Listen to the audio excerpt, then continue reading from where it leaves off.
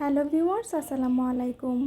আজ শেয়ার করব দারুণ মজার দই পটলের রেসিপি। এই রেসিপিটি গরম ভাত দিয়ে যেমন খেতে অসাধারণ, ঠিক তেমনই পোলাও কিংবা পরোটা দিয়েও খেতে খুবই মজার। আশা করছি আজকের দই পটলের রেসিপিটি আপনাদের ভালো লাগবে। তো চলুন দেরি না করে চলে যাই এর প্রস্তুত প্রণালীতে।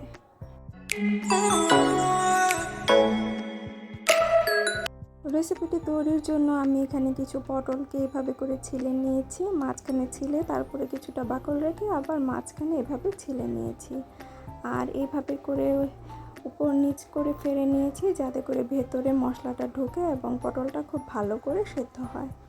আপনারা চাইলে পুরোটা ছিলেও করতে পারেন, তবে এইভাবে ছিলে করলে পটলটা শক্ত থাকে আর খেতেও ভালো লাগে।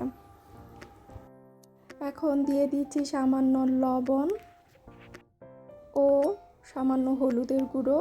এখন সব কিছুকে খুব ভালো করে মাখিয়ে নেব। মাখানো হয়ে গেলে পটলটাকে একটা সাইডে রেখে দিব। এটা 10 মিনিট এভাবেই রেখে দেব। এখন একটা বাটিতে নিয়ে নিচ্ছি 4 চা চামচ পরিমাণ কাজু বাদাম বাটা, আরও অ্যাড করে দিচ্ছি 4 চা চামচ পরিমাণ টক দই।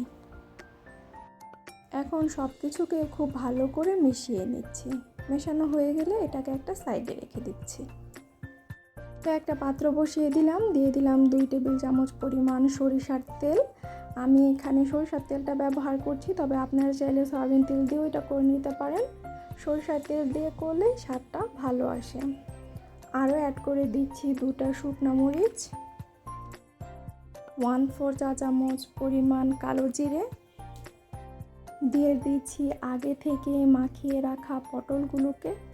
এই পর্যায়ে এসে কিন্তু চুলার জাল মিডিয়াম টু লো হিটে থাকবে। মিডিয়াম টু লো হিটে রেখে এই পটলগুলোকে 2 থেকে 3 মিনিটের মতো ভেজে নিতে হবে। খুব বেশি কড়া করে ভাজতে যাবেন না, হালকা করে জাস্ট একটু ভেজে নিতে হবে। পটলগুলোকে আমি 2 মিনিটের মতো হালকা করে ভেজে নিয়েছি। এখন একটা বাটিতে তুলে নিচ্ছি। এখন ওই তেলের মধ্যে দিয়ে দিচ্ছি 2 চা চামচ পরিমাণ পেঁয়াজ বাটা, 1/2 চা চামচ পরিমাণ জিরা বাটা, 1/2 চা চামচ ধনিয়ার গুঁড়ো, 1 চা চামচ মরিচের গুঁড়ো ও খুব সামান্য পরিমাণ হলুদের গুঁড়ো। দিয়ে দিচ্ছি স্বাদ মতো কিছুটা লবণ। এখন অল্প অল্প করে পানি দিয়ে দিয়ে খুব ভালো করে মশলাটাকে কষিয়ে নিতে হবে। মশলাটা থেকে কাঁচা গন্ধটা দূর না হয়ে যাওয়া পর্যন্ত আমরা মশলাটাকে কষিয়ে নেব। মশলাটা কষানো হয়ে গেলে এখন আমরা পটলগুলোকে দিয়ে দিব। পটলগুলোকে দিয়ে 2 মিনিট এই মশলার মধ্যে খুব ভালো করে পটলগুলোকে কষিয়ে নেব। 2 মিনিটের মতো পটলগুলো কষানো হয়ে গেলে এখন এর মধ্যে দিয়ে দিচ্ছি 1/3 কাপ পরিমাণ পানি। এই পানিটা জাস্ট দিয়েছি পটলটা সেদ্ধ হওয়ার জন্য, খুব বেশি পানি দেওয়ার প্রয়োজন নেই। অল্প পরিমাণ পানি দিবেন যেন পটলটা সেদ্ধ হতে পারে। আমি এখানে 1/3 কাপ পরিমাণ পানি দিয়েছি। এখন ঢাকনা দিয়ে এটাকে রান্না করে নিব 6 থেকে 7 মিনিট, মানে যতক্ষণ পর্যন্ত পটলটা সেদ্ধ না হচ্ছে। পটলটা আমার সেদ্ধ হয়ে গিয়েছে, হাফ সেদ্ধ। এখন এই পর্যায়ে এসে আমরা যে কাজু বাদাম আর টক দইয়ের যে মিশ্রণটা করেছিলাম সেটার মধ্যে আমি অল্প কিছু পানি দিয়ে দিচ্ছি, দিয়ে মিশ্রণটাকে একটু পাতলা করে নিচ্ছি, না হলে কিন্তু নিচে লেগে যাবে যেহেতু এখানে কাজু বাদামের পেস্ট আছে। এখন সব কিছুকে খুব ভালো করে মিশিয়ে নিচ্ছি। মেশানো হয়ে গেলে কাজু বাদাম আর টক দইয়ের যে মিশ্রণটা সেটা দিয়ে দিচ্ছি।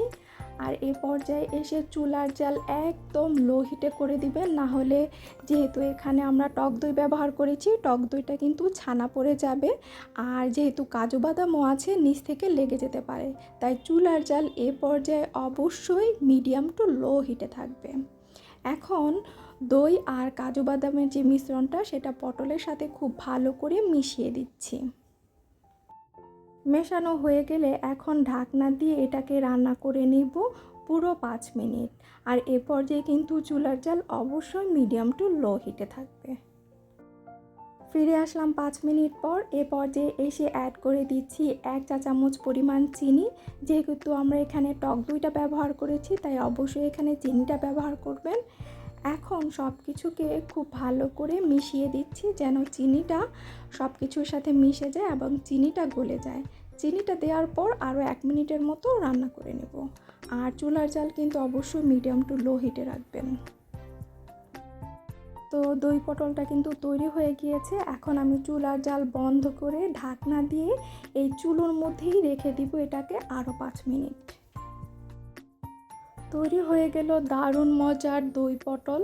এই রেসিপিটি কিন্তু গরম ভাত দিয়ে খেতে ঠিক যেমন মজা, পোলাও কিংবা পরোটা দিয়েও খেতে অসম্ভব রকম মজার। যারা রেসিপিটি এখনও ট্রাই করেননি তারা অবশ্যই ট্রাই করবেন। এই গরমে স্বাস্থ্যসম্মত এই রেসিপিটি খেতে পারেন। আশা করছি আজকের রেসিপিটি আপনাদের ভালো লেগেছে। রেসিপিটি অনুসরণ করে আপনি যদি বাসায় ট্রাই করে থাকেন, রেসিপিটি কেমন হয়েছে আমাকে জানাতে ভুলবেন না।